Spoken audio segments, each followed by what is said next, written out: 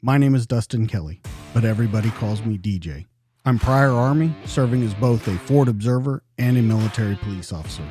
I spent the last 14 and a half years as a police officer and detective in a large metropolitan police department. Two things that I've learned throughout my career. One, everybody has a story to tell. And two, the best stories are true. This is the DTD Podcast.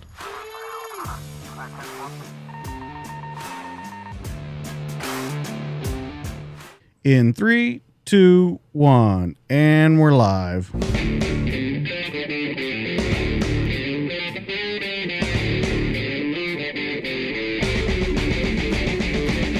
What's up, everybody? Welcome back to the DTD Podcast. This week in the studio, my guest is a best-selling author, Emmy-nominated investigative reporter, and an award-winning journalist. This guest doesn't do puff pieces. She spent 2 decades covering terrorism, murder, mobsters, and corruption for television, newspapers, and radio. Included in her career, she's the author of 5 true crime books. She was the police bureau chief for the New York Daily News for nearly a decade and has covered high-profile crime cases nationally and internationally. Included in those are being at ground zero for the story of 9/11 and being in Boston within striking range of the Boston Marathon bombing. She has written for shows such as City on the Hill, and she has been a commentator on breaking news for national programs on ABC World News, CNN, MSNBC, and the Fox News Network. She's here to talk about the books that she has penned concerning the terrorist acts in Boston and her future project about the infamous gang MS-13. I'm happy to introduce you to Michele McPhee. What's going on? I'm so happy to be here. And first of all, I have to point out, I love the baseball hat. Okay, I appreciate it. I'm a fan of yours. I've already been listening to the podcast, and you do a great job. There's something about talking to Leos that gets me excited because at least they understand what the hell you're saying. And a story as complicated as the Boston Marathon bombing. Yeah, and this one, in reading this book, Mayhem was the one you sent me. You also sent me Maximum Harm, but we said we would focus on Mayhem. And reading it, there is a lot of stuff that kind of layers on top of each other, and it makes you wonder how some things were done, why some things might have been done in certain ways. So let's start off the bat by, why did you pick this one to become so focused? Because like we said, you were at 9/11, you've been at international events, but you really, really focused hard in on this one. Well, you know, I was at the ground zero when the towers came down, and I lost a lot of friends that day. I worked out of one police plaza, so I worked directly with the NYPD. I knew personally a lot of the police officers. Among the 23 that perished that day, I knew several. There were 37 Port Authority police officers, 343 firefighters, and in that number are a lot of my friends. So it was a very difficult time, and it was a story that I immersed myself in for a very long time. And to this day, I feel like we are not getting the whole story in our own government. And I'm not talking about parties here. I'm talking about, look, it went to Bush, to Obama, to Trump, and now to Biden. They're not cooperating with the families who are trying to get answers about the Saudis' involvement and what went down that day. To me, that's unacceptable. And so when the bombs went off, you know, in my hometown city, and one of the reasons I was back in Boston in the first place is because I just had become so worn down with writing about 9/11 and not getting answers. I mean, initially, you know, at the New York Daily News, I broke a story about the diseases that cops and firefighters were being stricken with, these inexplicable illnesses that never existed before 9/11. And, you know, you had the then Mayor Bloomberg and you had Christy Todd Whitman, who was in the Bush administration. Both of them came out and called me a liar. And you know today that that's absolutely a fact, that we have lost dozens of cops and firefighters. We passed the Dzhokhar Act for a reason, because people are still falling victim to the attacks on 9/11. So the reason I became so intensely focused on the Boston Marathon bombing is because the same mistakes were made, and I felt like we weren't getting the truthful narrative. So we have this massive terror attack in my hometown, and we weren't getting the real story from the feds. Okay, so here's my question, though. So you say that you don't get the right answers about 9/11. You say that no matter who you go through, what administration you go through, you're not getting the right answers. What made you think that this was going to be any different? I mean, it almost seems like a fool's quest. I mean, is that a good way to put it? Well, that's a great way to, and believe me, there have been days that I feel like an absolute moron. Like, why am I doing this? It's certainly not for the money. I'm putting my head in the chopping block constantly. But look, when you lose friends, there's a motivation. So that was my motivation for 9/11. And when you see, I just find it despicable that our own government is not cooperating with the 9/11 victims' families. I'm sure you've seen the lawsuit that's ongoing to this day. Most recently, the families were able to learn in discovery that there was an FBI informant living with one of the hijackers at the time of the 9/11 attacks. Where is that story? It's not even being covered or talked about. I think that's a pretty egregious mistake. If you had an FBI informant living with one of the hijackers and we didn't stop that attack, there's a problem. And that's the issue. I'm not saying we don't need informants. It's a necessary evil. But when their mistakes are made, people have to be accountable. I'm fairly certain that if you made mistakes in your job, and there would be accountability. You might even go to jail. But the same sort of focus and scrutiny is not often leveled at counterterrorism agencies, and I think that needs to change. And what really provoked me to get involved in this particular case was the murder of Sean Collier. Because look, no one could have, I'm not arguing in any way, anyone could have prevented what happened on Patriots Day 10 years ago in 2013 in Boston. What I am saying is that if we had gotten honest information from entities in the federal counterterrorism divisions, then Sean Collier very well could be alive today. And I'm not the only person who feels that way. There are a lot of cops who have been behind me on this reporting and helping propel me into different directions because they're pissed off too. So I think at this point, it's just become a fool's errand and a personal mission to at least look. The Congress has the power. When I'm sure you read in the book that after the marathon bombings, Congress sent out subpoenas to the FBI, and they refused to show up. Let's start with that. Is that acceptable to you? Is that acceptable to anyone in the country that the FBI can just blow off a congressional subpoena? What would happen if you blew off a subpoena to court in one of your cases? Well, and I think that there's so many comparisons between 9/11 and the Boston attack. And I think the big one and kind of the elephant in the room is the exchange of intel was not done. Now, you had Russian intel giving information, but it was in bits and pieces. You had CIA not talking to FBI, FBI not talking to CIA, Boston trying to come in and figure out in their own city what is the information we need, including times where they're coming across people that are running surveillance and know that they're running surveillance and trying to figure out just what's in the area and why they don't need to be there. Do you think that the exchange of information was the big crux of this whole investigation? I think it's a part of it, but I think when you dive a little bit deeper, there was more to it. Look, Tamerlan was the perfect asset. You would have flipped him. He was a good-looking kid that can move in a lot of circles. He spoke several languages. He was a neighbor to a mosque that had alarming terror ties. It was started by a convicted terrorist who was very tight with Gaddafi. Afia Siddiqui, Lady Al-Qaeda, moved through that mosque. You had Tariq Mahana, a convicted terrorist, moved through that mosque. So this mosque was absolutely a focal point. And we all know what happened after 9/11, which is why these stories are so intertwined. After 9/11, the focus really became, let's flip informants in the community.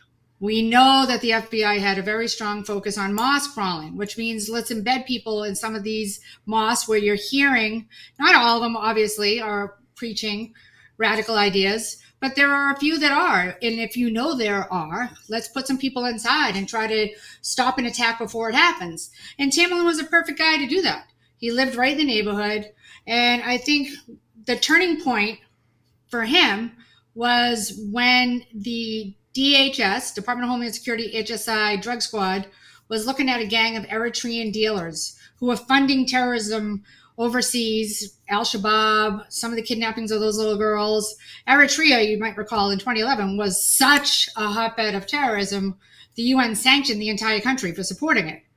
So they had this really big case going on where they were trying to take down these drug dealers with ties to that terror organization, and they had inserted an informant. And the informant, I believe, was Tamerlan Tsarnaev, the older marathon bombing brother, because the target of this case, which was called Operation Run This Town, was a guy he had gone to high school with. He was friends with him. His name was Hamadi Hassan. And if you look at a story I wrote for ABC News, Tale of the Gun, the murder weapon that was used to assassinate Sean Collier, the MIT police officer, in cold blood, and the same gun that was used in that wild bomb and bullet battle in Watertown was a gun traced back to the Eritrean drug crew that I believe Tamerlan was working in 2011.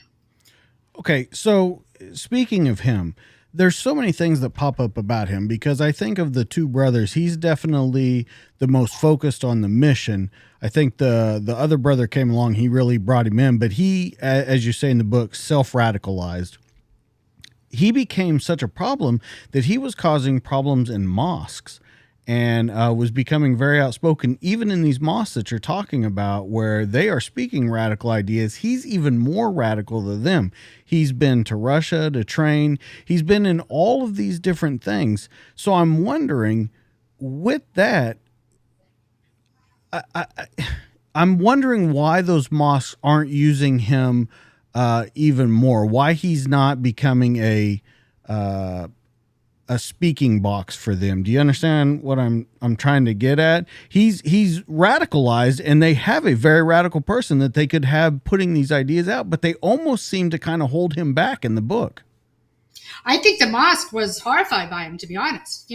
Look, certainly it had ties to very notorious terrorists. Lady Al-Qaeda probably is the most famous, because you might remember before ISIS killed James Foley, the journalist from New Hampshire, they tried to negotiate a trade for Afia Siddiqui, because she had been married into the bin Laden family. And, she was a horrifying person. But I think the mosque was mostly moderate. So you had a few people like Lady Al-Qaeda, but it was a fairly moderate mosque, and it had kind of was trying to move away from its past with, these much more dangerous people. Tamerlan, I think, was going in there. And, Ray Kelly, the NYPD commissioner, he started something after 9/11 called the Terrorist Interdiction Squad. And our good friend, Chris Strom, was a big part of that. And one of the strategies that they used to try to make sure they got their own intel and didn't have to rely on other agencies for it is to sort of implement exactly what the feds were doing, embedding cops overseas. They had the intelligence division flipped 13 Muslim recruits who had taken the civil service test. They took them off radar and made them their own informants. And one of the tactics that the NYPD's informants used was to create a scene at a mosque, say crazy things like, Muhammad Ali or what's his name? Martin Luther King is a kafir, and then wait and see who comes to you. So I think Tamerlan's role was more in trying to gin up response, and he got it, because a number of the co-defendants who were arrested in connection with helping the Boston Marathon bombers or lying to the FBI were people that he met at that mosque, including Ibrahim Todashev, who you might recall was shot dead in May of 2013, not long after the Boston Marathon. Ibrahim Todashev and Tamerlan Tsarnaev are now the prime suspects in a still unsolved murder of 3 young men in Waltham on 9/11/11. And I won't forget that day, because a source called me and said, McPhee, it looks like an Al-Qaeda training video in here. I got 3 young men. They're all mixed martial arts fighters. The heads were nearly decapitated. 2 of the Jewish victims were sexually mutilated, and there were drugs and money left behind at the scene. Well, Todashev fled that very night. He moved down to Florida. And when it was revealed that Tamerlan could have been connected to that unsolved murder, an FBI agent and a couple of good cops went down to talk to him. There was a commotion, a violent melee breaks out, and Todashev ends up dead. And I bring that up because the two of them met each other at that mosque. Well, and we're definitely going to talk about that, because I think that's a big thing of this case and a big thing in the book. But I want to go back a little further right now, if we can, and I want to talk about the parents, especially the mother of these two. You make a big focus on her, and I think it's a very good point that she was almost, in my opinion, self-radicalized. Would you agree with that statement? 100%. I mean, look, what's really murky for me still to this day is what kind of connections the family has back in Russia. I know what kind of connections helped them get into the country, but I don't know what kind of connections they had going on. But we do know that Zubadat, the mom, the crazy mom, everyone's seen her act like a nut on television. Her cousin was the leader of a jihadi support group, if you will. Like, they didn't necessarily explode things, but they funded the explosions. That kind of a group. And it was called the Union of the Just. And when Tamerlan went on that strange trip to Russia, and I think it's important to point out, the murder happens on 9/11. By that time, the FBI had already gotten a warning from the Russians. Okay, so the FSB alerts the FBI in March of 2011 that this guy is talking to some dangerous characters that are training in the forest to commit acts of jihad. The FBI interviews him, but somehow they don't recognize him when, less than a year and a half later, he blows up the marathon. They say they open a case and then close the case. They didn't find anything wrong with him. Then the FSB sends a second letter to the CIA this time. And this letter says, we have learned that you have this guy in Cambridge who's connected to some terrorists here in Dagestan. His mother is related to one of them. We think he's coming to Russia to join the jihad. Heads up. Well, the CIA takes this information and puts Tamerlan on TEX and TIDES, 2 terror watch lists. Now, that should have prevented a guy with no American passport from getting out of the country, for one. It definitely should have prevented him from getting back in more than 6 months later. He is a green card holder, which means he's prohibited from staying out of the country for longer than 6 months. So there's a lot of open questions in that correspondence, which, by the way, the FBI refuses to this day to share with the Office of Inspector General Michael Horowitz or with Congress, which I think is the bigger problem. How do they get away with not sharing evidence in a case that left 2 young women, a little boy, and a cop dead? A cop later died of his injuries sustained in Watertown, and Dick Donahue almost died. You had another cop shot in the back that night that's been kept somewhat quiet. So now you have 3 shot cops, a cop who died later of a concussion sustained in the Watertown attacks, a dead little boy, and 2 young women. And the FBI doesn't have to produce the evidence that is critical to this case. I think that's unacceptable. Well, I want to kind of focus in on a part of what you said there. Whenever he leaves, that those 2 terror watch lists definitely should have stopped him from leaving, but definitely, if anything, should have stopped him from coming back into the country.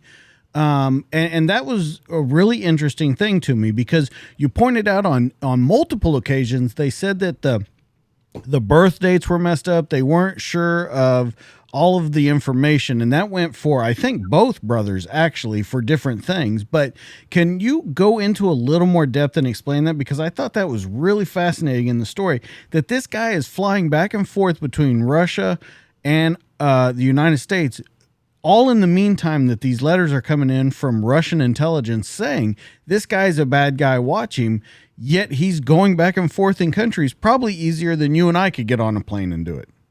Well, I hate to bring it up again, but one of the major recommendations in the 9/11 Commission report, which I've actually read, unlike most members of Congress, is to stop the practice of allowing people who get political asylum to travel back to their homelands that they got political asylum from, because they claim they would be killed if they ever went home.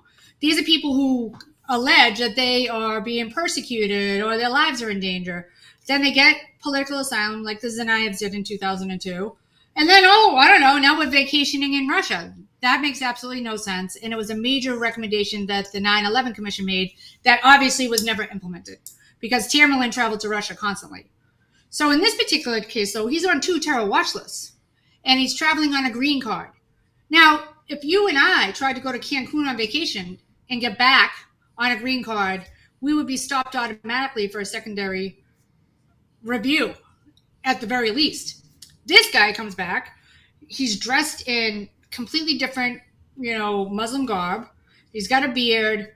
And he just came back from a terrorist hotbed. By the way, days earlier, that buddy that he was talking to, the one that was responsible for the FSB warning in the first place, the Canadian boxer named William Plotnikov, that guy ended up dead in a Russian counterterrorism raid that leveled this compound where they were all training. So the dudes that Tamerlan was corresponding with end up dead in July of 2012. Tamerlan is on the next plane out of Moscow, and in the words of Congressman Bill Keating from Massachusetts, he hightailed it the hell out of there after his friends got killed. And it also raises the other question. Here's a guy whose death certificate says never worked. Who is paying for all of this? How is he driving a Mercedes? I think it's just so the layer upon layer upon layer of questions. It makes more and more of a compelling argument that there was much more to the relationship between federal authorities and Tamerlan's and Ive.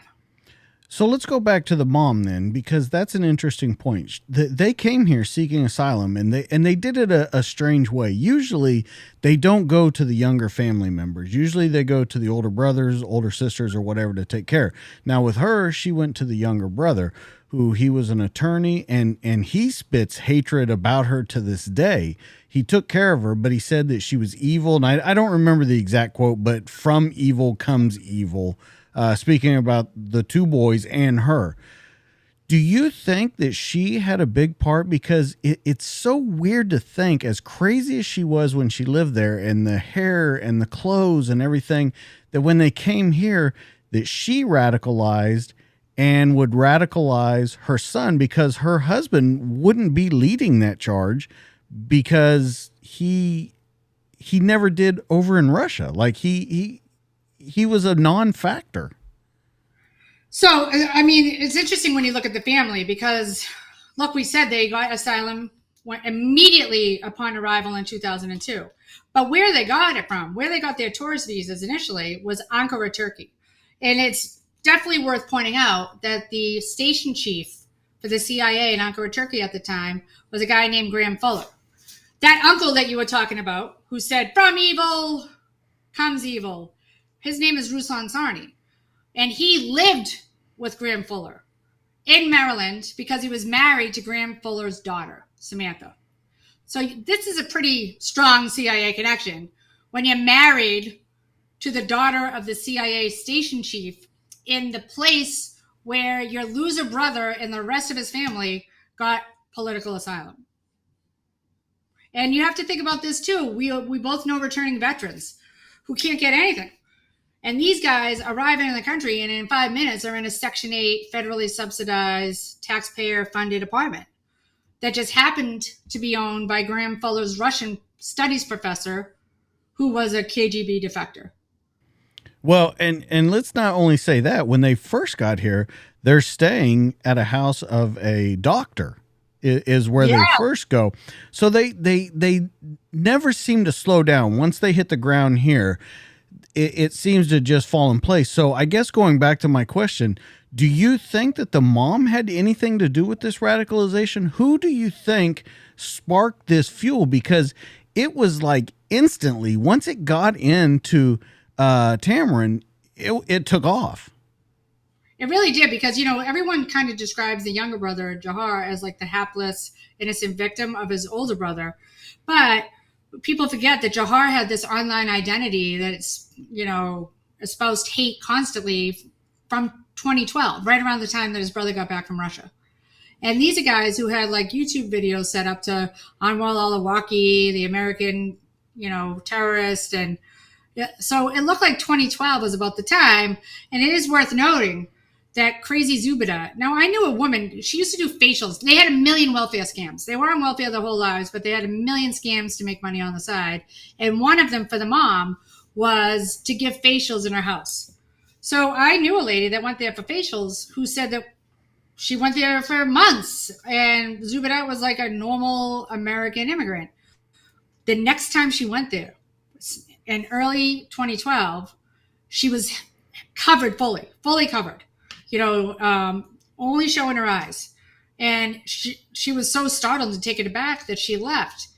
But it's worth noting that Zubaydah got locked up for shoplifting thousands of dollars worth of clothes from an expensive department store in an upscale mall. And there's still a warrant out for her arrest to this day. But the timeline is Tamerlan leaves for Russia and starts hanging out with her family. Interestingly enough, he's wiretapping their conversations. Well, you can ask me about that later. He's not letting anyone know that he's doing it. Yeah, so he's meeting with his mother's relatives and recording them, all the conversations. And the conversations are, of course, about Tamerlan trying, and even the family, like this is a guy who tried too hard almost. He's like, hey, I want to commit jihad. And they're like, settle down, guy, right? You don't even know what you're talking about. Have you read the Quran? So even the family who supports jihad was telling him to settle down a little because he was so overzealous in these conversations that he was recording. So I think they even suspected there was something awry with this Tamerlan, the distant cousin from America, who called himself Muaz when he was in Russia. So Tamerlan goes first in January 2012. His father, Anzor, who's just like a loser, he goes a couple months later. Then the mom, not long after she gets locked up, she goes. Now remember, at this time, the mom and the dad are divorced, but they continue to live together to this day in Russia. They never came back. They didn't come back to claim their dead kid's body. They didn't come back when their other son was sentenced to death. They have not left Russia since. So I know this is a very long-winded answer to your question, but I have to wonder who Zubaydah is connected with in Russia. Because Ruslan was firmly connected in the movement that armed the Mujahideen against Putin's aggression. Where does Zubaydah stand in that fight? I mean, I think if you look at the evidence, she probably stands with Putin now. Okay, but I guess my question would be, have you found out what it was that made the switch in her? Because more than anyone in this entire story, more than the sons, more than anyone, she did a 180-degree turn from what she was to what she became. Do you know, or have you ever found out or heard what that switch was? You know what? I don't know what the switch was. I really don't. But it seems like everything started to generate around the time that Tamerlan was talking to the Mujahideen in the forests, which is terrorist parlance for training camps. So did Zubaydah, make those connections? I don't know, because we don't have a full unredacted copy of the Inspector General's report, and we don't have the letters that were sent to the FBI and the CIA by the FSB. And I think that the answer they are looking for lies in those letters, which the FBI refuses to give us. So with that, with the mother and the father, you're saying they never came back, but have they? Of course, they've been on TV and stuff, but have they ever attempted to even clear up any of this story? No, I know that we pay for expensive phone calls from the ADX Supermax, where their youngest son is being held, awaiting the death penalty. And we pay for those calls that he gets to make twice a month to Russia. But other than that, there's no indication whatsoever that they are fighting for his release or where they stand in this case. The last time anybody's seen Zubaydah is when she held a press release saying that the U.S. killed her son. Why did they have to kill him? And in that press conference, she was also fully covered. So it's a woman without an identity. And, these are not powerful, politically connected people, right? Like Ruslan Sarni, the uncle, he works for Halliburton. He worked in the oil industry. He had connections, which is how he probably came into the orbit of Graham Fuller, the CIA station chief, in the first place. These people are gypsies. They're mostly homeless, unemployed nobodies who somehow managed to convince the U.S. to give them permanent residency. And the saddest of all is that Dzhokhar Tsarnaev actually became a citizen on September 11th, 2012, in the Boston Garden, which breaks my heart. The best building in the world, and this low-life terrorist took an oath to this country in that building and blew us up months later.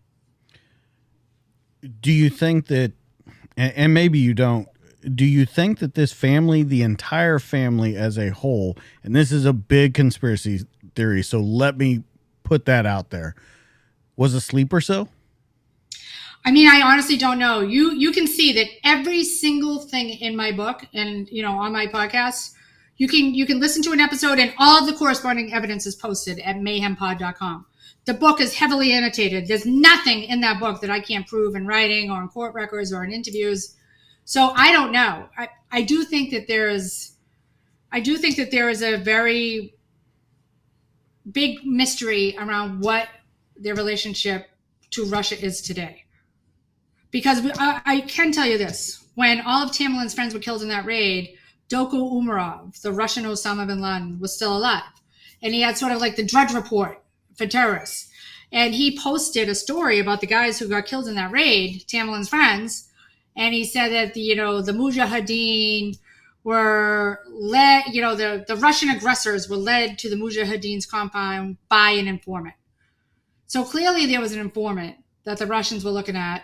There was an informant that, and look, Tamerlan's birthright should have put him in with the Chechen rebels. That should have put him in with the Mujahideen. If he was working with the Russians in any way, that would have been the worst sin he possibly could have committed. It would be like an American soldier working for the Russians right now in Ukraine. So it would have been the worst betrayal to his people if he was indeed helping the Russians find a Mujahideen compound in Udmurtia, which is where that terrorist raid took place. So he comes back here, and I think the whole, this whole story centers around his quest for citizenship. We know he was wildly motivated to become a U.S. citizen. Number one, his brother was a citizen. So there's a saying in the Chechen culture, it is better to be a dog than the youngest son, right? Because the older son is the patriarch, not this loser father they had, but Tamerlan was the family patriarch. He's the one that arranged the very young marriages of his two sisters. He's the one that lived with Uncle Ruslan in Maryland and Graham Fuller for a while. He was supposed to be the strength of that family. And when Dzhokhar got citizenship before he did, it was a huge humiliation for Tamerlan. We know he wanted to box for the U.S. Olympics because he participated in a public essay with a BU student called Will Box for Passport. He wanted to box, and he's a good boxer. I mean, he won the heavyweight championship for the Golden Gloves twice. That's a big accomplishment. So he was an accomplished boxer who wanted to be a citizen so he could fight. I think what happened is he was made a promise because within weeks of his arrival from Russia, his return in January 2012, he left in June 2012 and he returned in January 2013. And within weeks of his return, he gets a letter, come to your oath ceremony, congratulations, you're a citizen. Well, the problem is that whoever was in charge of making sure that pathway to citizenship was a smooth one for Tamerlan based on his work in Russia, screwed up. And USCIS, the bureaucrat who rubber stamps these naturalization requests, was like, hell no. You have a guy with a criminal record. He's not eligible for citizenship because he slapped a girlfriend around less than 5 years earlier for dressing too provocatively. So he's automatically disqualified from naturalization because he's in violation of what they call the moral turpitude clause. So the USCIS person on the desk is like, I can't give him citizenship. He doesn't have a job. He has this arrest record. He's just not eligible. So she emailed the FBI, her contact, which is redacted on the form. I imagine it's the same guy that visited him a few times back in 2011 when the FBI got the heads up. They emailed that FBI agent. The FBI agent emails back, no, give it to him. He's not a problem. We investigate him. It's not a problem. The way the story has been explained to me by multiple police contacts who've been in this world for a long time, DEA and FBI SACs, people who have worked internationally, is the CIA can't get this guy citizenship. The FBI has to do it. They can't operate domestically. They assign it to somebody at the FBI in Boston. Hey, this guy, he's one of ours. Help him out. Get him a citizenship. The FBI, because of what you referred to in the very beginning of this conversation, which is information sharing, glory sharing even, he was like, not my case. I'm not doing it. So simply, I think this case comes down to this simple fact. Somebody was supposed to hold Tamerlan Tsarnaev's hand and help him get his citizenship. And that didn't happen. And instead, he went to the building 5 or 6 times and was turned away every time. And the very last time, he had a public meltdown in the USCIS building. He demanded a name change application. He changed his name to Muaz, which was the undercover name he was using when he was wiretapping his family members. Oh, and by the way, in addition to his friends getting killed, the family member he was wiretapping got locked up. So he testified about the case from prison when Dzhokhar finally went to trial. So clearly there's some bad blood between the family members who were getting wiretapped and then arrested when Tamerlan left and Tamerlan. So I think what happened is it just didn't happen. He was supposed to get citizenship. He didn't get it. That last time in late January 2013, he flipped out. He stormed out of the place. And we all know what happened on Patriots Day 2013, just months later. Okay, so let's talk about these two brothers and the walking contradictions that are their lives. I think that in every way possible, they're contradictions. I think the younger brother, his was even more complicated, but Tamerlan used to sell weed or smoked a lot of weed. He partied a lot. He hung around all these people. He did all these things. And when he decided to change over, a couple things that I want to point out. He married this girl that he was dating, but none of her family was at the wedding. So that was an immediate kind of shut off from that. He cuts the guys off that he's been partying with and actually starts to kind of talk down to them for doing it. And as a matter of fact, you talk about at one point in the book, he sees an old friend, asks him if he's converted. And when he says no, he turns his back on him and just walks away, him and his wife. But all the way up until that point, he was the exact opposite of it. So can we talk about the contradiction that this guy was compared to what he became? Yeah, I mean, you're 1,000% right. He arrived in the country and he was kind of like what we in Boston call Eurotrash. He was hanging around with all the European kids who are rich and go to expensive colleges in Boston. He dressed kind of flashy. He had a multitude of girlfriends. He was partying it up. And then there was a sea change, this radical behavior change right around the time that I believe he was inserted into that Operation Run This Town case involving the Eritreans. All of a sudden, Tamerlan becomes more pious. He gets arrested around that time for slapping that girl. And now can we talk about that one for a minute? Because to this day, she still never testified against him. There's never been, I guess you would say, formal charges. He was arrested for it, but then it never went to court, right?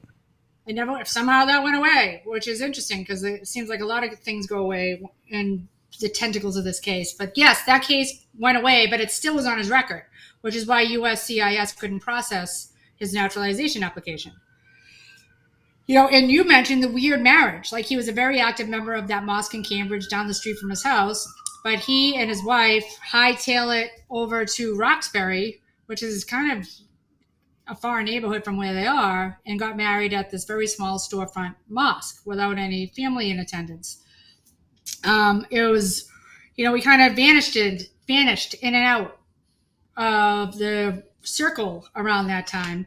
And if you read the transcripts, which are now under seal, by the way, in the Operation Run This Town case, the target of the case was clearly talking to a confidential informant. And the confidential informant was giving him instructions like, hey, dude, meet me here. And it was Y Crew Gym, where Tamerlan was a frequent fighter. It was the 7-Eleven down the street from his house. So I think what happened is that Tamerlan got involved in some serious work, and I think that the more time he spent in these circles of people who believed in jihad, I mean, these guys were dealing crack specifically to fund terrorism in Eritrea, which was pretty horrible stuff, like attacking little girls, kidnappings, terrible things. So now his whole world is occupied by horrible people who want to do damage. And I think I'm friends with Donnie Brasco, the real Donnie Brasco, Joe Pistone. And to this day, might argue that he's more gangster than cop. It's kind of like what my grandfather always says. You go to a barbershop long enough, you're going to get a haircut. And I think Tamerlan just started to believe the messages that he had been instructed to listen to and to report back on. Everybody in his life was now some sort of radical. And I think that his mother was going nuts. These are not very well-rounded people to begin with. And I think he was just exactly what we've heard about a million times, which is an insecure guy with no real purpose in life, a terrible home, wacky parents, who just went off the rails very easily because he was spending all his time listening to these messages. Okay, so with him, let's talk about the triple murder that happened, where the people were almost decapitated. There was sexual mutilation that went on. And these were direct. You talked about guys dealing crack and drugs in order just to fund terrorism. But this, how you wrote it in the book, almost seemed like a rival, or someone that they hung out with, that there was a parting of ways. Can we go into that a little more into detail and talk about kind of why that case alone is so important? Because you pointed out a couple times in the book, if this case went this way or this way, would this be different? Would this have happened? So can we talk a little more in detail about that, what happened, and then what happened when they got out of there? So Waltham, Massachusetts, a tidy cul-de-sac, a leafy road, like very suburbia. A woman runs into the street barefoot, bloody, screaming, "They're all dead, they're all dead." The woman was a girlfriend of Tamerlan's very close friend, Brendan Mess. She had met Brendan through Tamerlan, and she attended the same mosque that we've been talking about all night. So this woman comes out and she said that she discovered her boyfriend, Brendan Mess, and his two friends dead. Now, as I mentioned, police sources said it looks like an Al-Qaeda training video. It is the 10-year anniversary of 9/11.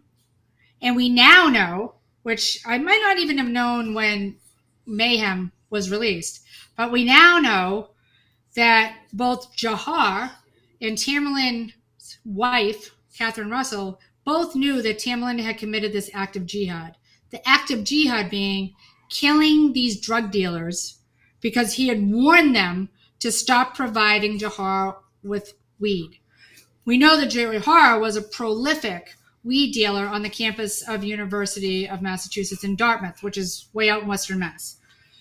This is a kid who got a full ride on us to go to college, and he spent his entire time flunking out and selling weed. We know that 3 of his college buddies went away in connection with this case. So the story we now believe is Tamerlan told these guys, "Stop giving my brother weed." He had become more and more devout. He didn't want his brother dealing marijuana. He didn't want his brother smoking marijuana. They were like, "Psh, whatever." And Tamerlan slaughtered them with the help of Ibrahim Todashev. Now we now know that Todashev left Boston that very night. Now we all know it's no secret. I'm sure you've had cases like this, that ISIS and other jihadists love to use our money to fund their terrorism. They get off on it, right? So Ibrahim Todashev took his EBT card, and he paid his rent with his EBT card, and he left that EBT card with his roommate at the time, Khairulazan Matnov. Now, why is that important? Fast forward to the Boston Marathon bombing. Khairulazan Matnov, the cabbie, shows up at the Quincy police station and says, "I know the bombers." Now, it's worth noting that FBI claims to this day that not one person called 911 after they had that press conference with the brothers' photos. Not one. Next day, Khairulazan Matnov says, "Hey, we were friends. We met at the mosque." So Khairulazan Matnov, the co-defendant, if he was still alive, of Tamerlan in this triple murder, shows up and says that he knew the brothers. They had all posed in front of a black flag of jihad in that mosque. There's a picture of it somewhere that I never got. And Khairulazan Matnov was followed around in Quincy, Massachusetts by a drone, an FBI drone. The drone flew so low that there were constant 911 calls to the Quincy Police Department about this drone that was following this guy around. So they followed him around, and he tried to do some evasive driving and all this craziness, and he finally gets locked up. And that's when he talks about Ibrahim Todashev leaving his house on the night of the 9/11 murders. I break that story for ABC News. Once I break that story for ABC News, I get a call from people that I know in the boxing community who said that Tamerlan and the dead guy in Waltham were best friends and constantly together. So now we have Tamerlan in the mix of this murder. I go back, at the time I was on the air for WCVB in Boston, the ABC News affiliate, and I went back and looked at my old story, and the DA had told me that there were 2 assailants and that they believed there was a white Mercedes at the scene. Sure enough, Tamerlan drove a white Mercedes. The last call that was made by the victims of that triple homicide was to Jerry's Italian Kitchen, a restaurant down the street. Guess who was a delivery driver for Jerry's Italian Kitchen under the table? That's right, Tamerlan Zanayam.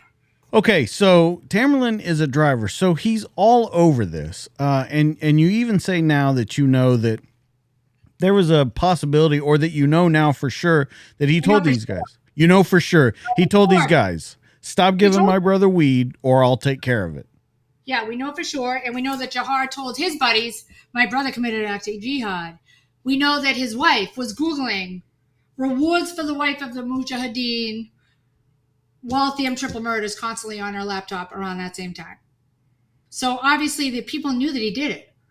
And family members have since told me that they told investigators Tamerlan should be the prime suspect because Brendan and Tamerlan was so close that they once shared an apartment together. So these weren't strangers. They were friends. And the only person who didn't show up at the memorial service for these dead guys, his dead MMA buddies, was Tamerlan. So, I mean, I think you would have considered him an obvious suspect, but for some reason he was never questioned. He's not back in Russia at that time, though, right? He hasn't left yet. No, but he is in the middle of that Operation Run This Town case. Okay, so when all that's done, and you brought up the brother and kind of the contradiction that he is, like I said, he sold weed, he was failing out of school, like everything that you could be doing opposite of what you're supposed to be doing, this brother is doing it. The older brother Tamerlan is trying to become more strict in his religion, pass it off to his brother. With the brother, though, I'm wondering almost when the point was for him, the flip was for him, because even throughout the whole book and into the trial and everything, he to me doesn't seem, he seems like he did it just to do it, to go along with it, to do it. I mean, he did unspeakable things, but then laughed about him. And he never seemed to take the jihad seriously. Does that make any sense? Like, he wanted to do all these acts, but he never took what came behind it seriously. You know what? I think you just touched on something I haven't given that much thought to, and I think I probably should have. But you're exactly right. I think Dzhokhar is just a little psycho. Yeah. Like, he's just a little psycho. Like, it wasn't about the jihad for him. It was just about he's a creep. And, you know, you would have been as stunned as I was. You know, all of his teachers took the stand and started weeping about what a good boy he was and how he was the first person to hold my baby. And I was like, this little psycho held your baby in the hospital. He's just student.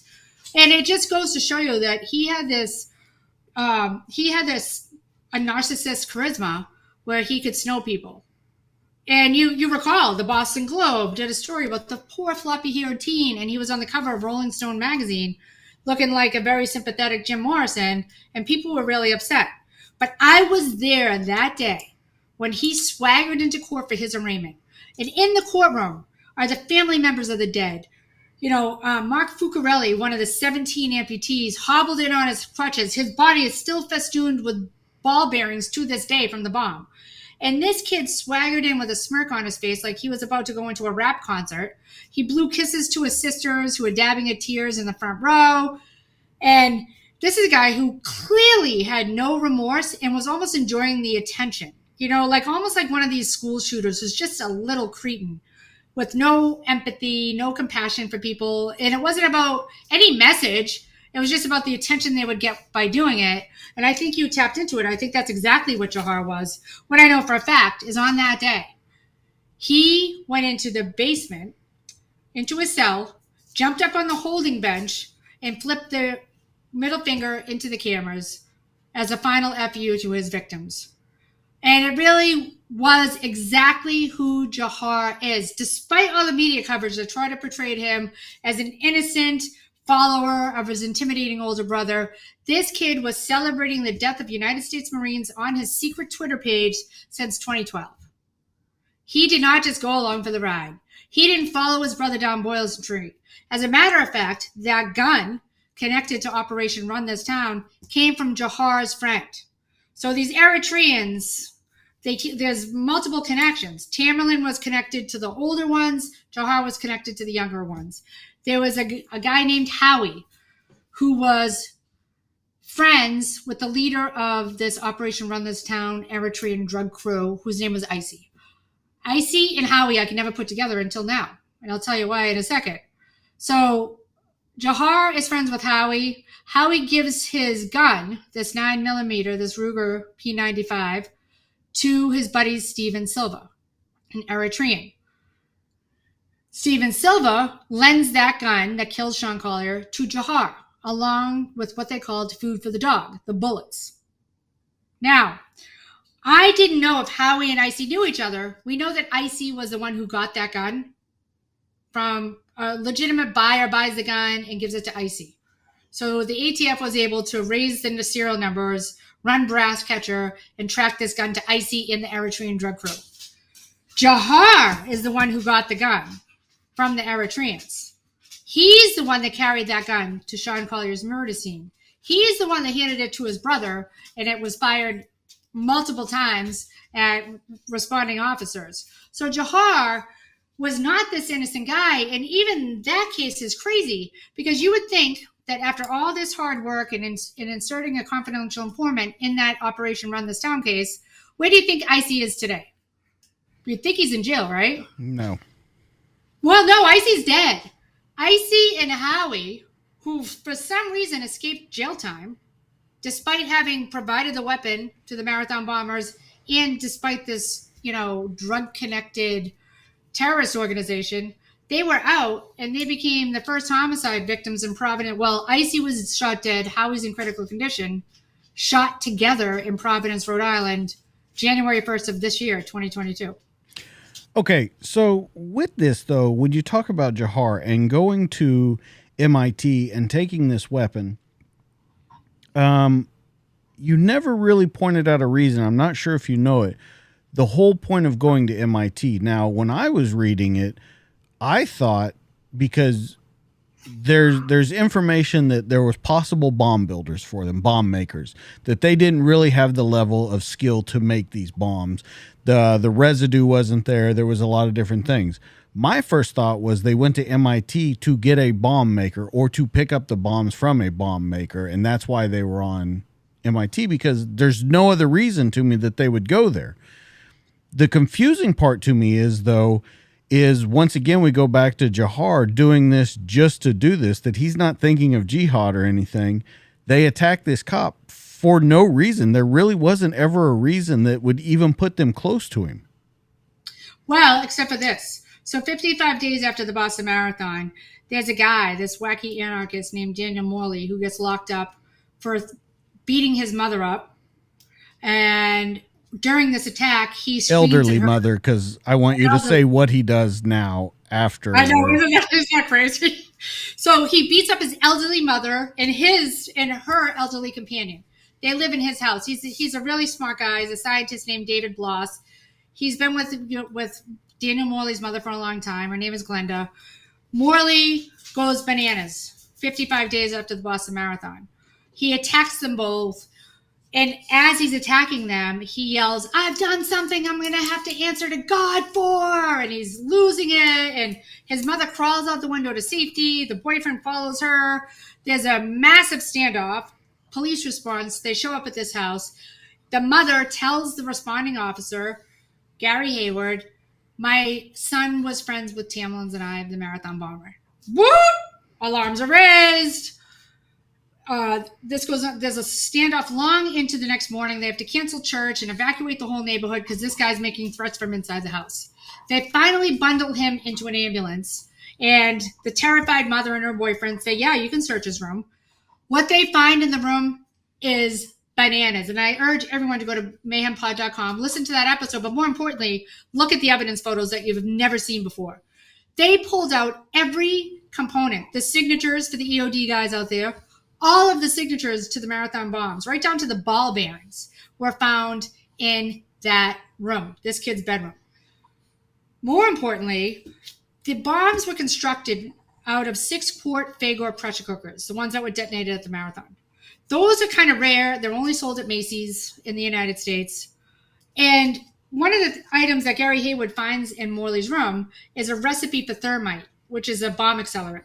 that's written on the back of the 6-quart Fagor pressure cooker box. So it's like you rip the lid off the box and he scribbled it on the back of that. So guess where Morley worked before Sean Collier was murdered? Here's at the lab. Right. And this is where it gets confusing, though, because I wasn't sure of the timeline of this guy leaves because he says he doesn't want to work on animals anymore. More than likely, he got fired from MIT.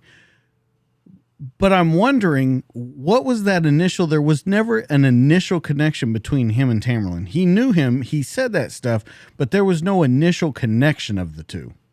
Well, they had taken a, so listen, look, this is what, all I can tell you is what I know for a fact. They had taken a class together, and since then, you might recall, this is where the story gets confusing and it's hard to follow, so bear with me. You might recall there was a 7-Eleven robbery that took place a few minutes before Sean Collier was murdered. That robbery, people believe, was committed to draw cops away from MIT so that they could break into Morley's old lab and get the thermite. Okay. So I got a video of that. And if all of this comes to light with this documentary I'm working on, you'll learn that there is some very advanced technology that has matched the 7-Eleven robber through sophisticated technology to Daniel Morley. Okay, so let's say it is Daniel Morley. He robs a 7-Eleven. If you look at the video, you can clearly see Dzhokhar walking in the background. So that puts the two of them together. Well, let me not say clearly see Dzhokhar. What I will say, it is the same gait that we've seen 100 times of Dzhokhar walking down the street before he detonates the bombs. And it's a man wearing the exact sweatshirt that Dzhokhar was wearing when he got pulled off the boat the next day. So in that video, it kind of puts those two guys together. And if you pull the police report, which I did, of that 7-Eleven robbery, I have never seen this in my very long life of crime reporting. Somebody took over the report. The agency that took it over is redacted at the top.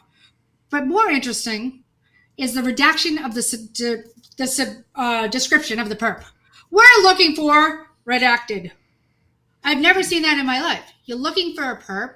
He's a wanted suspect, but you redact the description of the person who just robbed the 7-Eleven. In what world have you ever seen that happen? Yeah. Never. Right. Never. So the Morley connection, and I don't have all the answers, but the belief that my sources have tried to develop with me is that they had the thermite. Morley had it in the lab where he was working. You may recall, this is the evidence. There was a 911 call made before Sean Collier was shot saying that they heard loud banging like beating on a drum. You don't hear this, but they recovered burglary tools. Unclear if they were connected to Sean's death or not, but close to where he was shot dead. And the assumption is he heard the commotion of somebody trying to break into the lab, backed up, and got assassinated. Okay. So at that time, and I want to go back to him in just a second, but at that time, this was the time where Daniel was missing, right? Like he just disappeared for 2 days. No one in his life knew where they were. When all this is said and done, the MIT stuff, his parents come back and say they talked to him, or his mom and her boyfriend, they said they talked to him, and he said he went fishing for 2 days. Yep. He said he went fishing for 2 days. And when they said, what are you talking about? Some of our neighbors died. He said, people die all the time. What's the big deal? And so obviously they were alarmed enough about that comment that David Bloss, the boyfriend, pulled aside Gary Hayward and said, all I know is that on the morning of the marathon, he disappeared. We were all doing yard work. I look up, he's gone. He didn't come back for 2 days. He said he went fishing. And when he came back, he was very cold and said that, hey, people die all the time. And then, of course, you add that to the outburst where he yells, I've done something I have to answer to God for. And it certainly, I think, puts this kid in the mix of something pretty heinous. The most interesting thing about Daniel Morley connection to me is that there was a superseding indictment leveled against Dzhokhar in July, days after Daniel Morley was locked up. And the superseding indictment which you can see at mayhempod.com, just so you can see the difference in the two indictments. But the superseding says on the night of April 18th, the brothers went to Norfolk Street, their house, and they got, the bombs and this and that. And my first thought is, how do they know this? Tamerlan's dead. Dzhokhar's not talking. How do they know what they got and when? But in that superseding indictment, they said they retrieved a hunting knife and a machete. Machete? I was at every crime scene. I've never seen a machete. I've never heard about a machete. I didn't see a machete recovered in Watertown or on Boylston Street or at the Watertown shootout. Nowhere do you see a machete. There was a machete recovered in the evidence, and you can see it in the photos by Gary Hayward when Morley was arrested 55 days after the marathon. So I think investigators might take a look at that superseding indictment and say, hey, they got a guy who's cooperating, who gives them a rundown of what took place on the night of April 18th, what they took with them to MIT, what they took with them to Watertown, and that guy gets himself jammed up, which is the biggest part of the story. Look, we know for a fact that Morley, whether or not you can prove that he robbed the 7-Eleven, but I will point out that Gary Hayward and I have both interviewed multiple people who identify the 7-Eleven robber as Daniel Morley. And Gary Hayward, who is a police captain, has reached out to the agency handling the case and doesn't get a call back because they're not the agency handling the case. Right? So 2 questions come up from that. Are you saying that you think Daniel was with them at MIT? Yes. Okay. I do. I want to get into that in just a minute. But to that, are you saying also that machete goes back to the decapitation and sexual mutilation case? No, I'm not saying that at all. Okay. I just wanted to make sure that with that, because there was never weapons recovered from that scene, though, right? They never recovered any weapons from that scene. And it's a good point. I don't think that's it. I don't think Daniel Morley was there. I think this guy's a boob. When you start to look into every single, if you have a mechanism to get all of the pictures of him anywhere on the social media, he's at a lot of scenes where people might want to insert somebody. Anonymous, anarchist organizations. And, people forget that Tamerlan was not just like this budding jihadist. He also had ties to sovereign nation. He had stacks of that, he listened to Alex Jones. He was a nut. So, Daniel Morley would have been in Tamerlan's orbit with those operations. And the other thing that's worth noting too is that same week in 2013 was crazy with Anonymous, the group Anonymous, because you might remember the case where the Reddit founder, he stole some books. It turned into a case. I mean, those were from the MIT library, right? Yeah, from the MIT library. So He was trying to give kids free downloads of books, which I'm in favor of. Whatever. He gets federally indicted. It turns into a brouhaha because his anonymous friends are very upset about this. They are so upset that they actually go to the U.S. Attorney's house dressed in Guy Fawkes masks with a cake. Justice for Aaron Schwartz was his name. Aaron Schwartz had committed suicide right around the same time as the Boston Marathon, and people were apoplectic. So MIT was a hotbed of all kinds of chaos that week between Aaron Schwartz's suicide, Sean Collier's murder, and Daniel Morley had this overlap with Anonymous. He was a member of the Free Staters. I have his Free Staters card, and he was definitely involved with Anonymous. So how close Morley and Tamerlan were, who knows? How they overlapped? Well, they shared a class together. They were both affiliates in the Cambridge area of the same network of anonymous and anarchist people. And what I do know, though, about Morley, and this is, I think, questionable for anybody listening that has a remote understanding of law enforcement, here is a guy who, a search of his home revealed signatures to the marathon bombs, which, to this day, the FBI has never identified who made the weapons or where. But now you have a room full of signatures to this device, right? Okay. You have a gun that's unsecured. Now, weirdly, he did have a license, but he had this Russian assault rifle that was unsecured. Massachusetts does not play. But not just any Russian rifle. It was a very special Russian rifle.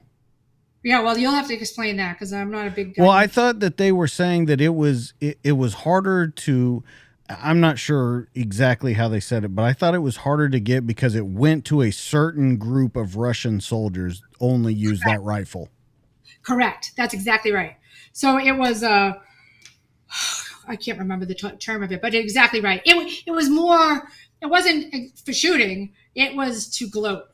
It was kind of like a souvenir of Russian soldiers who definitely were seeking to harm Americans, pretty much. And that's the weapon he had, unsecured, with a ton of bullets, unsecured, right there. The bullets not locked up, the gun not locked up. It's an automatic 1 year.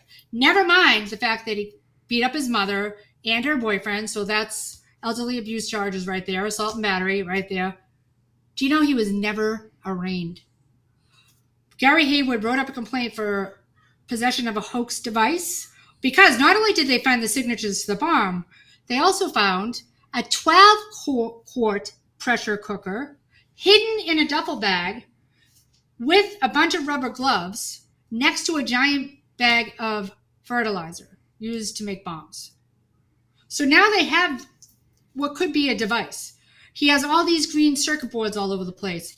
There's a video they recovered on his computer of him making a laser detonator. And if you recall, to this day, we've only ever recovered one detonator to the 2 bombs that were exploded at the Boston Marathon. So there's a lot of unanswered questions about Daniel Morley. The biggest one of all is he didn't serve 1 minute in jail. He wasn't even arraigned. And somehow he is committed to a mental institution for the 2 years and is released shortly after Dzhokhar is found guilty. Privately funded mental hospital. Funded. And David Bloss said he didn't pay for it. The mother didn't pay for it. I never talked to his dad, but his dad also worked at MIT.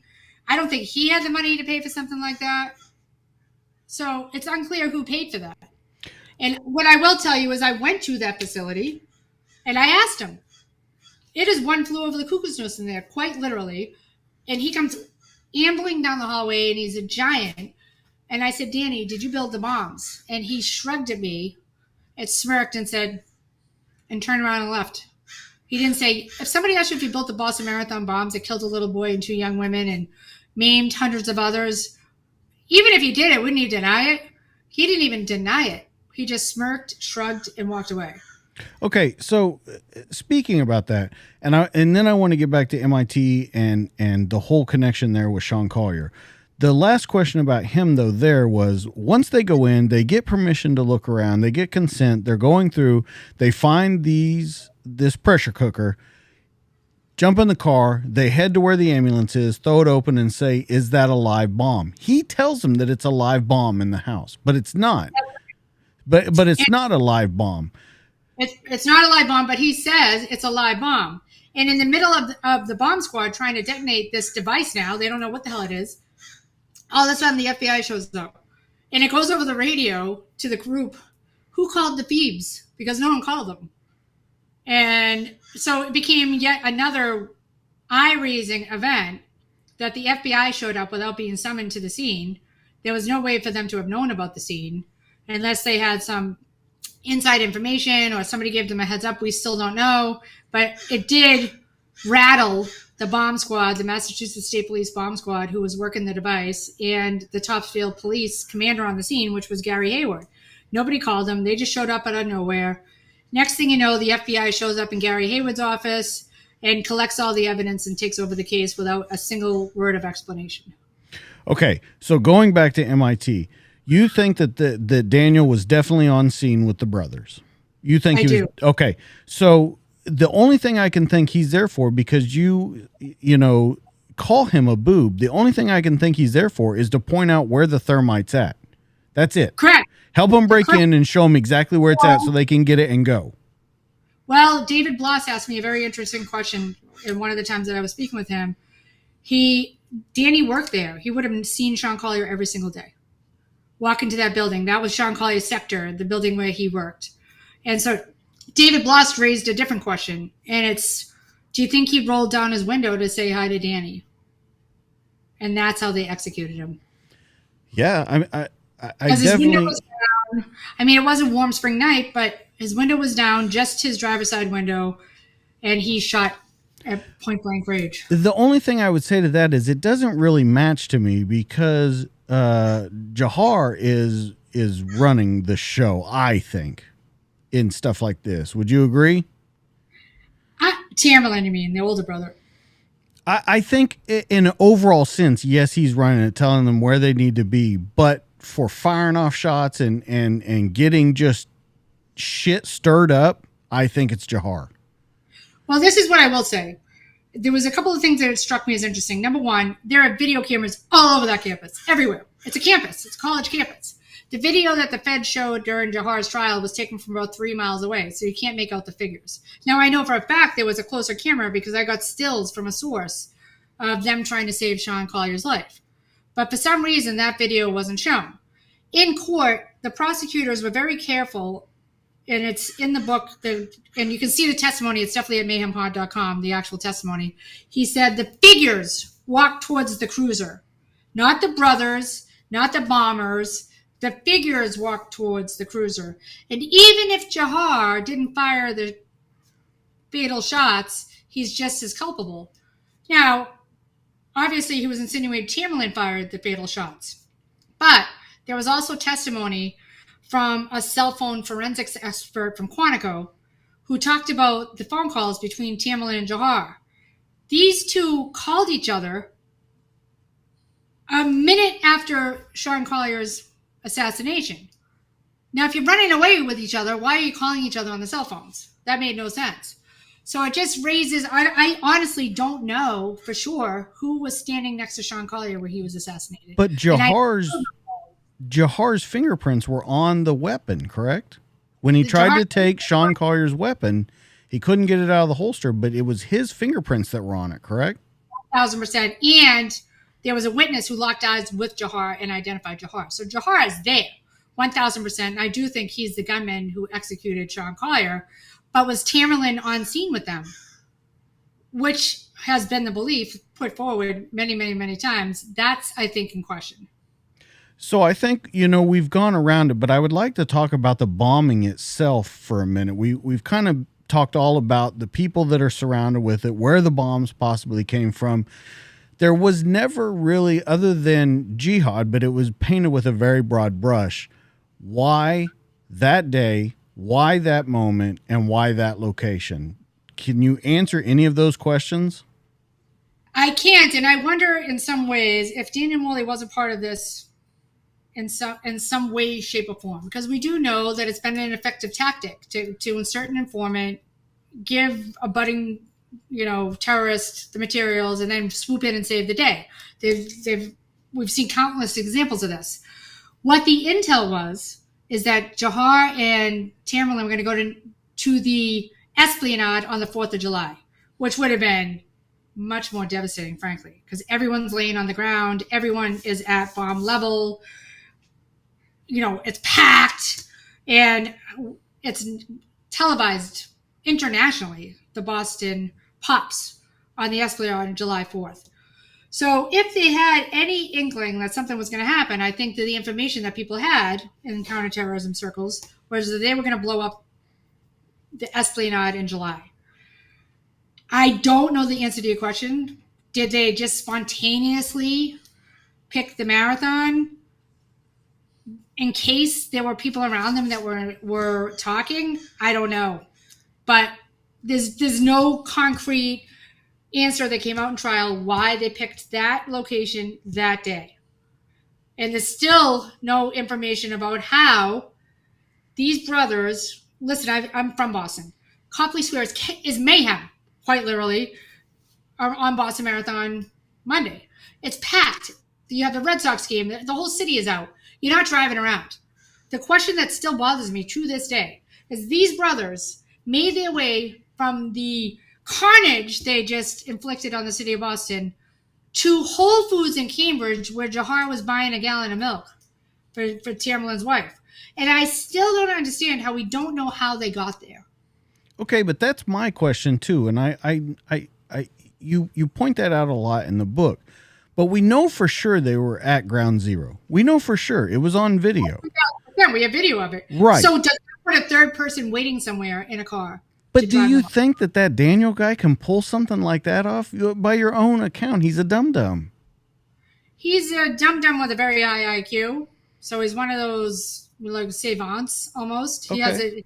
an off the charts high IQ. Gary Hayward, remember the days when you used the old school Garmins and you had to actually Mhm. program it in and plug it in?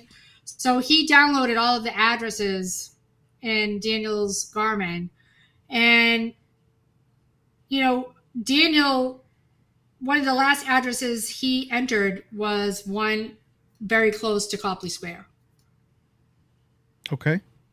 So I'm not saying it was Daniel that pulled him up. I don't know. I know that they have that address. I also know that I have photos of Daniel Morley that he posted himself firing weapons at the firing line in Manchester, New Hampshire, which is the exact same place that Tamerlan practiced using that Ruger P95 that was used to kill Sean Collier. So can I put these people together definitively, Daniel Morley and Tamerlan? No. But circumstantially, I think that there are a lot of tentacles that you, as a law enforcement official, would probably chase around. Okay, so let me ask you. Let's say Daniel was the one that meets him. You're from Boston. You still say that it's chaos, that it's going to take. I think you even talk about where you have to park 20 blocks away to get to where they're at. With that, how do they get out? I'm asking you, as from being from Boston, if you were to give a reason or give a way how they got out, how would they have done it? So the only way to do it, and believe me, I've walked it and mapped it myself in my head. So there's the Mass Ave Bridge that goes directly from, not Boylston Street, Mass Ave. So the last image we have is Dzhokhar rounding the corner onto Harbor Street from Boylston Street, which leads him to Com Ave, where Tom Brady used to live. From there, if you take a left and hit Mass Ave, you come to the Mass Ave Bridge, which leads directly into Cambridge. So traffic is redirected from the Mass Ave Bridge down, but you can still get over the Mass Ave Bridge. So if you have somebody who's waiting in the wings in that area, you can take a left and hightail it to Cambridge pretty quickly. And that's what I'm thinking, because I'm thinking it's going to take, at least with everything that's going on, because it was, like you said, mass chaos with 2 different bombs going off, trying to see if there was other. I think you got about a 15-minute window where there's not going to be traffic control. Everyone is going to be coming towards. No one's going to be going away because they're either stuck there and sheltering in place. But if you're on the outside, I think you got about a 15-minute window to get out before traffic gets jammed. And I think that's exactly what they utilized to get to Whole Foods in Cambridge. But that means somebody had to be in the perfect position to accomplish that, which takes planning. And you're right. Everybody dropped what they were doing. So the traffic cops who were trying to keep people from going down Mass Ave and onto Boylston Street, they're gone. They're running towards the blast. So if you have somebody positioned on one of the side streets off Commonwealth Avenue, it's not a jump to go on Sturrow Drive or to go over the Mass Ave Bridge. Here's the only problem with that in my head, and I wanted to talk to you about this. During an event like that, someone just waiting and waiting and waiting until this happens is going to look suspicious. Except for if they had this, obviously they timed it, right? So because they went there and they detonated 13 seconds apart. They were on the phone with one another as they walked down. Tamerlan stopped in front of Marathon Sports, calls his brother, boom. Dzhokhar calls his brother, boom. They run away. But if you, in one of the things that's worth noting is it was later in the day. This wasn't at the height of the finish line. This is when the Boston people are just hanging around and partying. These are the stragglers. This isn't the elite raced teams. The media has kind of pulled out. There's still a few people there getting the last runners, but this is the last of the runners coming over the finish line at the time that they detonated these blasts. So the crowd is thinned out. If you walk a few blocks, east of the Marathon, which I'm sure someone's going to call me out and say it's west, but if you walk a few blocks away from Boylston Street, there are a bunch of side streets it would be easy to just kind of linger around on. Okay. So they go there. Here's the next question. So they go to get the milk and everything. They're on camera there, which of course is giving them their alibi. Hey, I was over here getting milk and I was in some place completely separate. And they did it so quickly that that would be a good alibi. Here's where it gets confusing to me about the family, though. And in your book, you pointed out with Tamerlan's wife, she is questioned, but not really questioned ever. I mean, but you run across this where they say, well, I had no idea. I think you would have some kind of idea that your husband or your significant other was getting ready to blow up something. Well, I know that that's not true because during the course of my investigation, there was a point where I almost went to jail because I wouldn't give up a source. And the source, and of course, the judge in the case, it was one of the peripheral characters tied to the bombers who helped them dispose of evidence. And I got that report about Khairulazad Matanov and the Black Flag of Jihad. And Khairulazad Matanov took the brothers out for dinner that night to celebrate. And the 302 that I got, the FBI proffer, was Khairulazad describing what happened in the house in the hours after the Boston Marathon attacks. So here's the Khairulazad Matanov timeline. Dzhokhar is in the store getting the milk. Tamerlan is on the phone with Khairulazad Matanov in Dzhokhar's green Honda. So whoever drove them there, they're gone because we have video of them in the parking lot and it's just Tamerlan in the car. We know from phone records that he's on the phone with Khairulazad Matanov. Hey man, did you hear what happened? Same sort of collateral damage nonsense allegedly from Khairulazad Matanov. They made plans for dinner.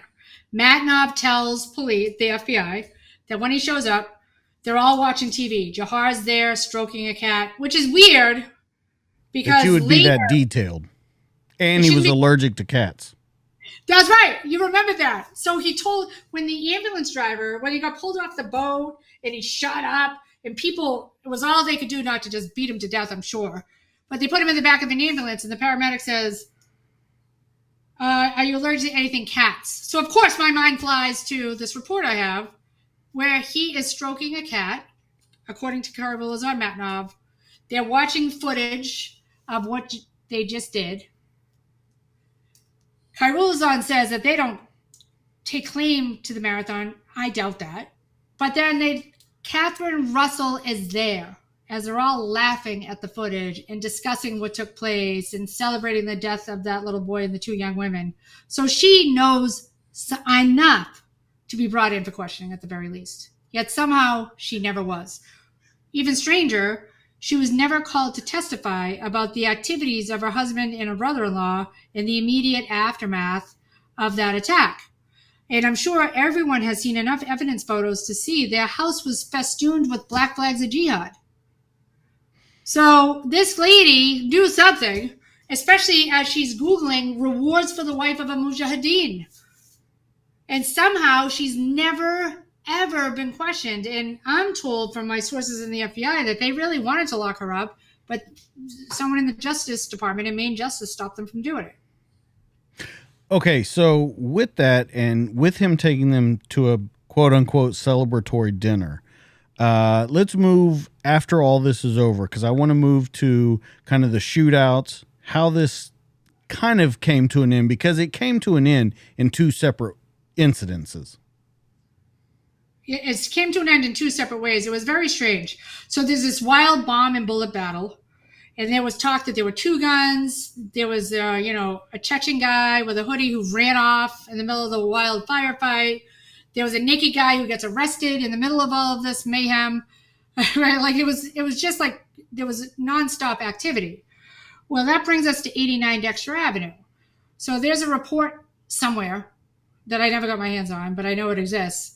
So you remember the events of the night. Sean Collier, the FBI releases the photos of the suspect black hat, suspect white hat.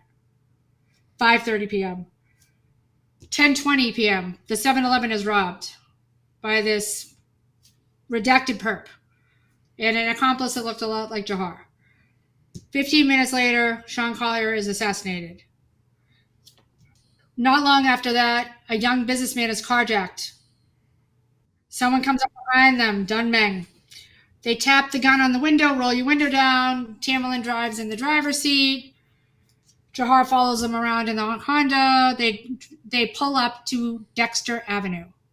They leave the car. They're the green Honda that belonged to Dzhokhar, the one that was used at the Whole Foods. They leave that in Watertown. Dzhokhar jumps in the back seat. They continue this driving around with Dunmang. They steal money from his ATM. And he finally escapes in Cambridge on Memorial Drive at a gas station. Now, do you know who lived on Memorial Drive, where that gas station is? The Eritreans.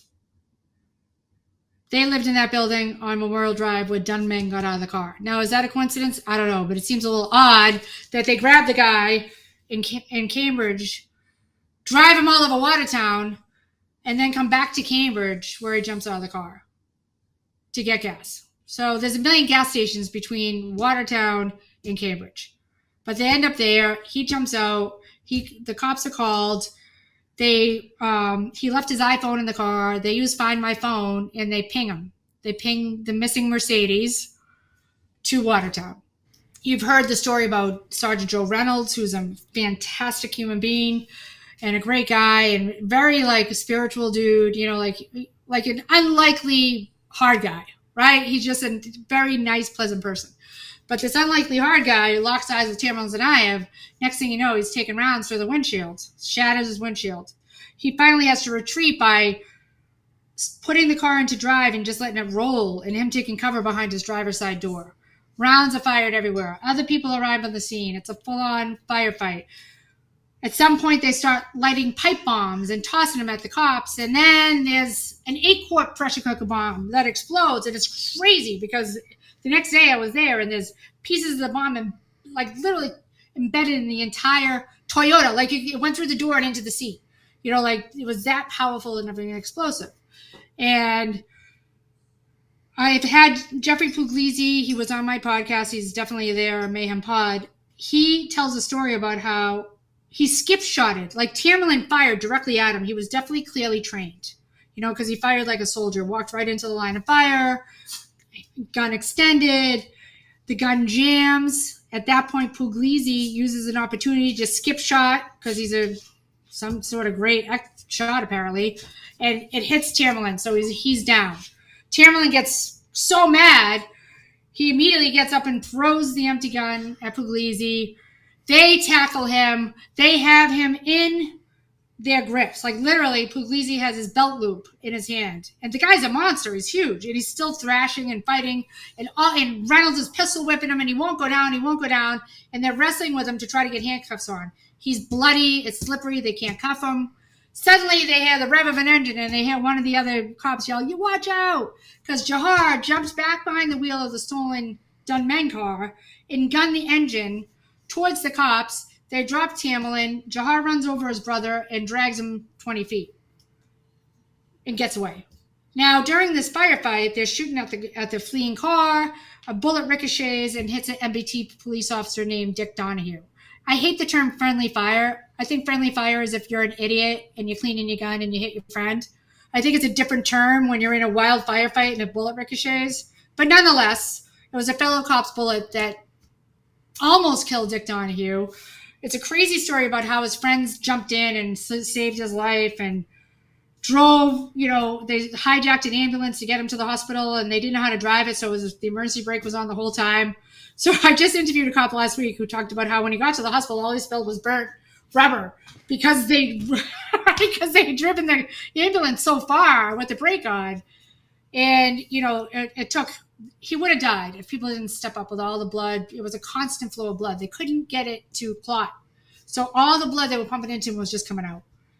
And so they had to get platelets. And there's a crazy story about how they got the platelets all the way from the ass end of nowhere in Massachusetts to the hospital where Dick Donahue was bleeding out, and they saved his life. Meanwhile, as Dick Donahue was fighting for his life, Dzhokhar gets away, which is crazy to me because I'm getting a text message. I'm on scene. I'm hearing the bullet, everybody's on scene. And I got a text saying, "We have a blood trail. We have a dog. We're going to get him."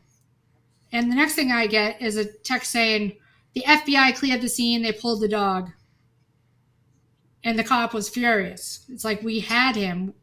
And we now know from evidence photos that there was he left, staggered away, leaving bloody handprints, pretty much like a breadcrumb trail to his hiding spot. And this didn't make it into the book, but it is in the podcast. I interviewed one of the SWAT team leaders from Nemlec who was on scene. He was a sergeant in the Waltham Police Department where those kids were killed. And he gave me a copy of the map that the FBI had distributed to all of the different SWAT teams. Nemlec gets this gets this. So it's a grid search of every block in Watertown except for one, where the boat was.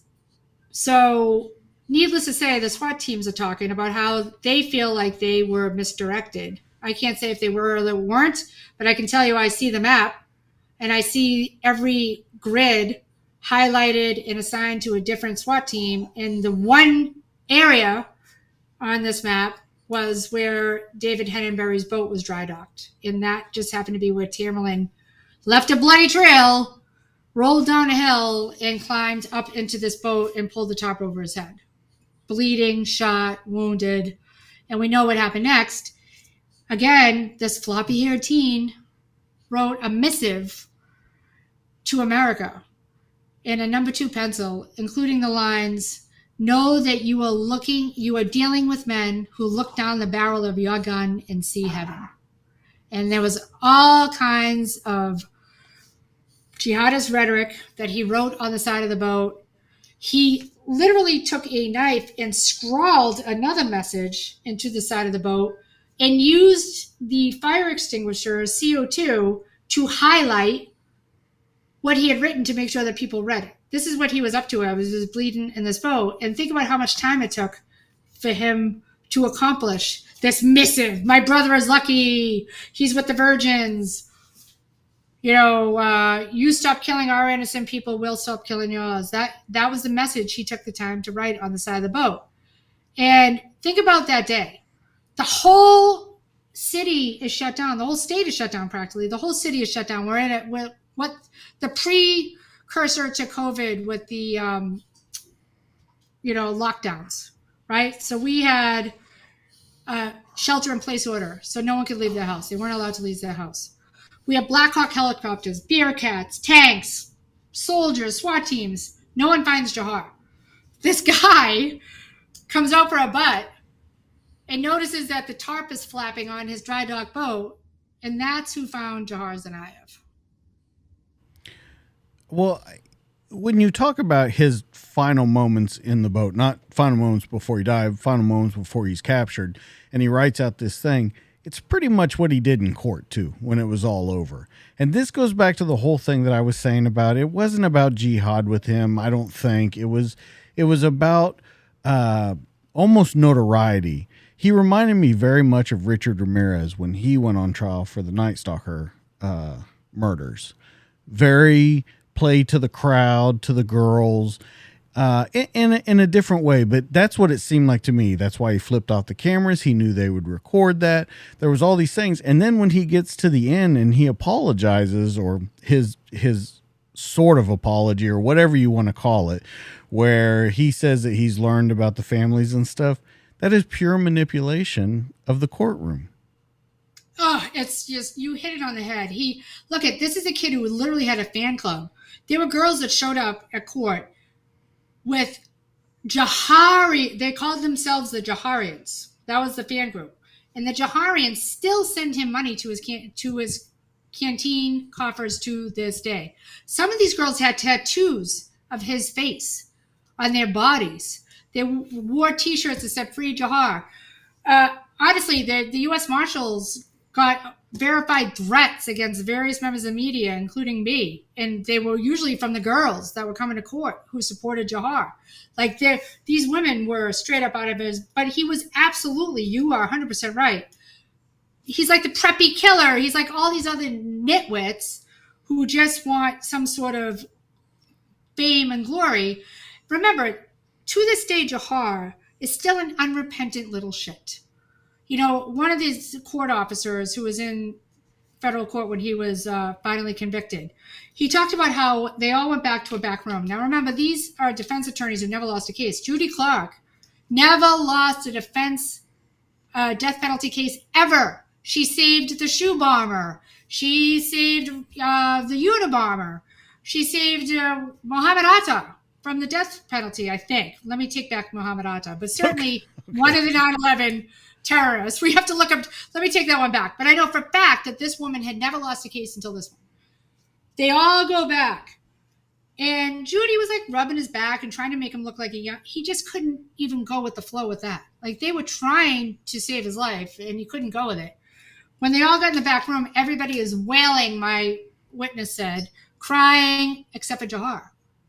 He was just sitting there nonplussed and kind of annoyed that his legal team was weeping all around him. And he continues that attitude in court. You don't know how much time I've spent reading about how he's trying to sue us, the American taxpayer, who's literally funded his entire existence since he arrived in the U.S., his house, his food, his everything. He's never worked except for dealing weed. And he had a free ride to college and a free everything. And he continues to sue us because his civil rights that he wouldn't have if he didn't take that oath of citizenship on September 11th, 2012. But his civil rights are being violated because they won't let him wear a white baseball cap like the one he wore when he dropped a bomb behind Martin Richard and his family. And his civil rights are being violated because he can't mail his hobby crafts to his lawyers, which raises the immediate ethical question, what are his lawyers doing with those hobby crafts? Murder memorabilia. Yeah, that's what I was thinking, to sell them.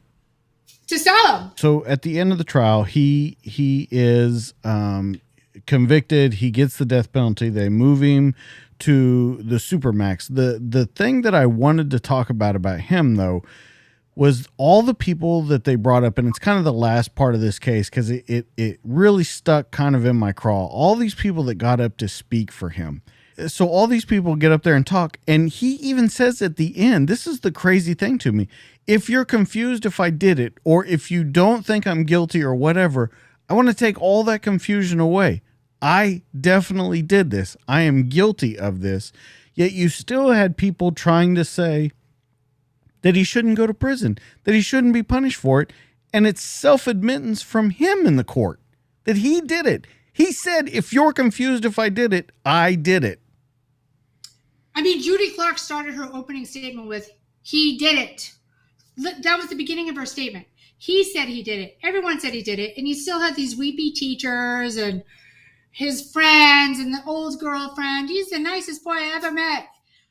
And the Dzhokharians outside rallying for his release. It's just mind-boggling to me that you can take somebody who's capable of murdering a child and laughing at the images of women dying, gasping the last breaths. And his response to that is to flip us the bird and swagger into court and blow kisses to his family. The fact that anybody could see him as a sympathetic creature, even the language. I urge anyone. I mean, I'm a big proponent of Pacer being free, but you can go into his court record and look at the handwritten missives he is now boring a federal judge with, because now he spends all his time suing us. And here is a guy who got a COVID relief check. I didn't get a COVID relief check, but Dzhokhar Tsarnaev got a COVID relief check. He has money from his defense team that still is not explained, plus the money he got from the Dzhokharians. Finally, the former Massachusetts U.S. attorney, the one who just left, Andrew Lelling, he had enough. He's like, you know what? This kid owes us, and the number is staggering. It's like $500 million in restitution as part of his sentence. We want everything in his account. Everything. We want everything. To the point where we don't even want him to have enough money to call his parents in Russia, which is now free because of COVID. So he doesn't even have to pay for that. But who's paying? Because he's on appeal right now, and it still hasn't been found out who's paying for the defense, right? We're paying for the defense. Look, if you have a mirror, that's who's paying for the defense. And this is what is so disgusting. The cost of his first trial is so expensive. Now remember, there is the sentencing phase and the penalty phase. Two trials. The cost is so high, it's under seal. His ongoing appeal which has been happening and it will happen forever, is under seal. These are lawyers that fly from New York to Colorado as often as they want to listen to the gripes and complaints of this convicted terrorist. We pay for it. It's so staggering, the costs, that they sealed it. And I'm telling you, it's in the tens of millions. So the people who say, wow, I'm really shocked that the Justice Department even gave him the death penalty. I'm not, because all of their friends are the defense attorneys who have a blank check to defend this guy for the rest of his life. Well, it was a fantastic book right here, Mayhem. You can see all the marks because there's so much stuff in it that you have to highlight because there's so many little technicalities to this case. Let's talk about, of course, we're going to put a link on your episode page on the website, dtdpodcast.net. It'll have the link so you can pick up this book. You can also pick up Maximum Harm. Let's talk about your next one, though, because that one is really big, and that's how we'll kind of wrap up the conversation. So there was a look at, as much as I'm somebody who looks at every big picture, right? As much as the FBI, I think, had, whether it was incompetence, whether it was intentional, I don't know. The FBI had a role to play in what happened in Boston on Patriots Day. That same FBI field office did a phenomenal job in my neighborhood of East Boston. I was somebody who dug into my hometown neighborhood when no one wanted to live there because bodies were piling up at the hands of MS-13, which is a very complicated and nuanced gang. It's not just the group of savages you hear about. As you know, because it's very prolific in Texas, MS-13, a lot of the kids who become these insane savage killers are forced into the gang. They're coerced. Their mother gets kidnapped and is threatened with rape if the kid doesn't join in Texas or Massachusetts or wherever. So the FBI in Boston was desperate to stop the bodies from falling literally directly behind my house in the park. And all of these, there were 6 children from East Boston High School killed by their classmates. Not even a national story. I mean, imagine that. 6 kids from one class in East Boston High School killed by their fellow classmates and not a blip. So the North Shore Gang Task Force, which is a great crew of cops, they inserted an undercover who it's a very long and complicated tale, but the guy essentially was a drug trafficker who did time, testified against the notorious Zetas cartel, got booted back to El Sal. He knows they're going to come for him. He's willing to do anything to get out of El Sal, and he agrees to sign up and wear a wire in this case. What the cops didn't expect is that he got jumped in as a full-fledged member. Ooh. And now they have this jumped-in homeboy who's the official gypsy cab driver for the gang. And the gang doesn't know that the gypsy cab is outfitted with cameras and microphones. And they effectively pull off, after a 2-year, very dangerous, very exciting sting, the biggest takedown of MS-13 in our country's history. A case that has still led to people getting locked up in Texas, led to people getting locked up in El Sal. It's a massive case. It was a great job. So it's a good rah-rah. The police, doing their job and helping out a very vulnerable and underrepresented community in East Boston. And Operation Mean Streets is the name of it, correct? That's it, yep. And then it's also, though, I think you kind of glossed over it, but it's going to be an HBO scripted series. We hope. Everything is kind of like stagnant in the town right now, as they say, because I'm living here in LA trying to get these projects off the ground. But we are talking to some documentary filmmakers. We're talking to HBO about a scripted series. I mean, it's a fantastic story. And I think that, it dives into kids. They have a poverty of choice in a lot of ways. Whether they want to be in the gang or not, you do have sympathy, which I never expected to come away with. But you do have sympathy for some of these kids, even the ones that are murderers, because of the circumstances that force them to be in the position they're in. Well, I think it would be great. And HBO has put out some pretty good ones lately. In a scripted series, you're no stranger to that, City on the Hill. You did part of that, and that was great. So where can people, if they want to go find more about you, where they can pick up the books, all that kind of stuff, let them know where they can find you? Well, I'm on Twitter at Michelle with 1L, MCPHEE. My mother likes to say that she wasn't a bad speller, that there's just no hell in Michelle. So it's Michelle with 1L. I'm MichelleMcPhee.com, which is in desperate need of an update, but you can find me out there. And I just really want to say thank you for having me. Yeah, absolutely. My friends speak so highly of you, and you have such a great background, and I've loved listening to the podcast, so I'm happy to be part of it. Thank you so much. So, guys, let's run down real quick. Of course, it'll be on the episode page for you. MichelleMcPhee.com, mayhem.com, correct? Is where Mayhem Pod. Mayhempod.com is where they can see pictures of the evidence, all that different kind of stuff. It's very cool. You can also pick up the podcast anywhere that you want to listen to it. Now, you go further with that podcast, and you have now started incorporating people into it, not just telling the story of the Boston bombing. Very interesting podcast. So I think that people should get out there and see that. You can pick that up on Apple, Spotify, everywhere that podcasts are. Guys, I think that's going to be the show for tonight. This has been a pretty amazing story, and I'm telling you, you got to get this book and pay attention to all the little small nuances that no one really knew about that wasn't at kind of the birthplace of this thing, and just to hear all the information that wasn't out major on news sites and things like that.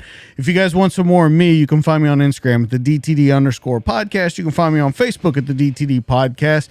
And you can find me on YouTube, where all these are in video form. And you can also check us out at dtdpodcast.net. That is the one-stop shop for all of those places. It has all the social links. It has the audio and video versions of this. And for each guest that we have on, it has their own page. So you'll get to see pictures from their career, pictures from their books, and get to see a little more in depth about the person. Guys, don't forget, you want to go check out Police Coffee at policecoffee.com. That's our sponsor. Keep in mind, they're an officer-owned business dedicated to crafting the finest coffees and blends and shipped as soon as they're made to provide you with the freshest coffee available. Each batch is roasted fresh by people who know what it means to stay vigilant, and their specialty coffees do not waste one drop when flavor is concerned. Their coffee is some of the best you'll find, but it also helps serve an important cause. Remember, they give back to our community. 50% of their profits go towards helping family members of police officers who fell in the line of duty. When you go on their site at policecoffee.com, put in DJK10, you get 10% off your order. Also, don't forget to check out our buddies over there. They're not a sponsor, but it's a good friend of mine and a veteran-owned business, Mac Belts. They're built to be the toughest on earth. They're founded by a former Navy SEAL and handcrafted right here in the USA. Mac Belts feature unbreakable construction, and they're back with a lifetime guarantee. Gear up today with a veteran-owned business, changing the way belts are made. That's at macbelt.com. I wear them every day, and they're fantastic. You can get them with any logo that you want on them, and all of it is crafted here in the United States. Guys, that's going to be the show. Like I said, that's Michelle. I'm DJ. This has been the show. We'll catch you guys definitely on the next one. We're out of here. Bye.